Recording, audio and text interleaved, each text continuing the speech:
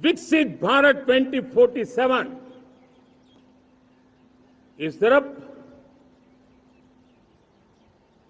भाषण के शब्द नहीं है। इसके पीछे कठोर परिश्रम चल रहा है। देश के कोटि कोटि जनों के सुझाव लिए जा रहे हैं और हमने देशवासियों से सुझाव मांगे और मुझे प्रसन्नता है कि मेरे देश के करोड़ों नागरिकों ने विकसित भारत 2047 के लिए अनगिनत सुझाव दिए हैं।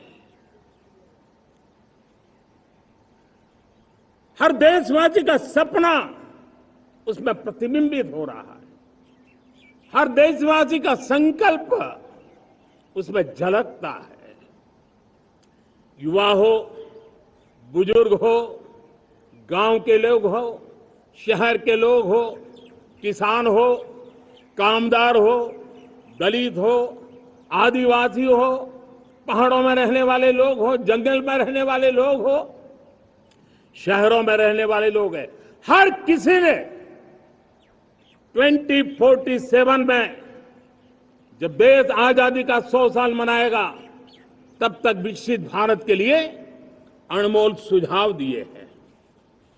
और मैं जब इन सुझावों को देखता था मेरा मन प्रसन्न हो रहा था। उन्होंने क्या लिखा?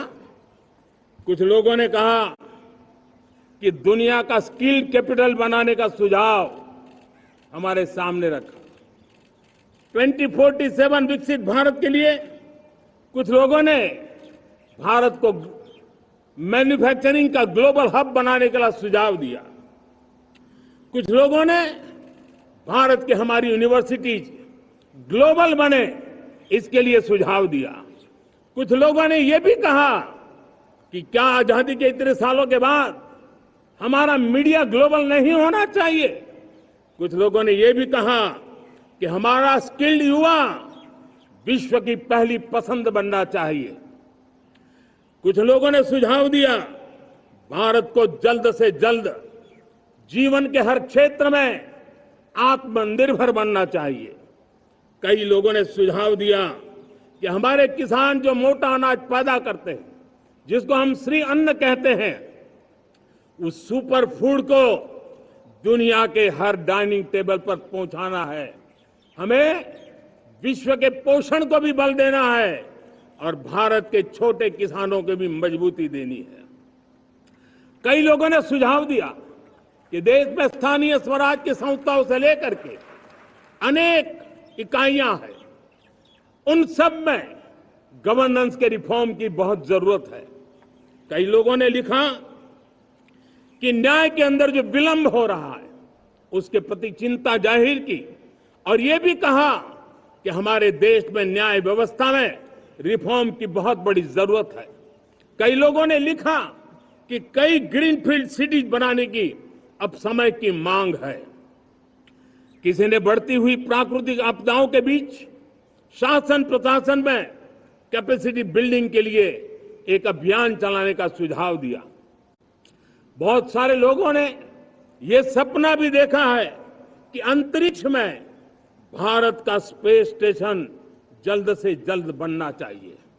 किसी ने कहा भारत की जो पारंपरिक ट्रेडिशनल मेडिसिन है, हमारी औषधि है, दुनिया जब आज होलिस्टिक हेल्थ केयर की तरफ जा रही है तब हमें भारत की पारंपरिक औषधियां और वेलनेस हब के रूप में भारत को विकसित करना चाहिए। कोई कहते हैं कि अब देर नहीं होनी चाहिए, भारत जल्द से जल्द दुनिया की तीसरी सबसे बड़ी इकोनॉमी बनना चाहिए। साथियों, मैं इसलिए पढ़ रहा था कि मेरे देशवासियों ने सुझाव दिए, मेरे देश के सामान्य नागरिक ने ये सुझाव हमें दिए हैं।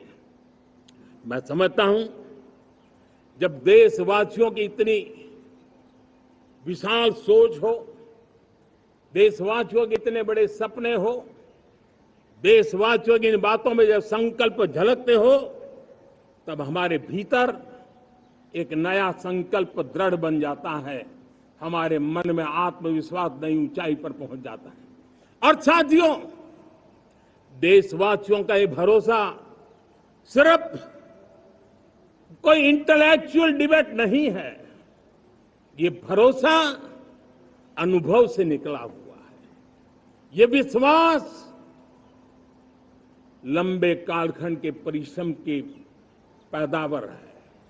और इसलिए देश का सामान्य मानव याद करता है जब लाल किले से कहा जाता है कि हिंदुस्तान के 18,000 गांवों में समय सीमा में बिजली पहुंचाएंगे, और वो काम हो जाता है, तब भरोसा मजबूत हो जाता है।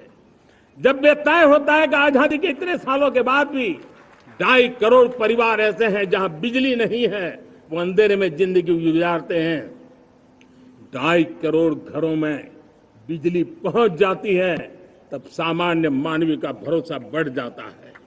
जब लाल किले से स्वच्छ भारत की बात कही जाए, तब इस देश के अग्रिम हरोड़ पंक्ति में बैठे हुए लोग हो, गांव के लोग हो, गरीब बस्ती में रहने वाले लोग हो, छोटे छोटे बच्चे हो, हर परिवार के अंदर स्वच्छता का वातावरण बन जाए, स्वच्छता की चर्चा हो, स्वच्छता के संदर्भ में एक दूसरे को रोक टोकने का निरंतर प्रयास चलता रहे।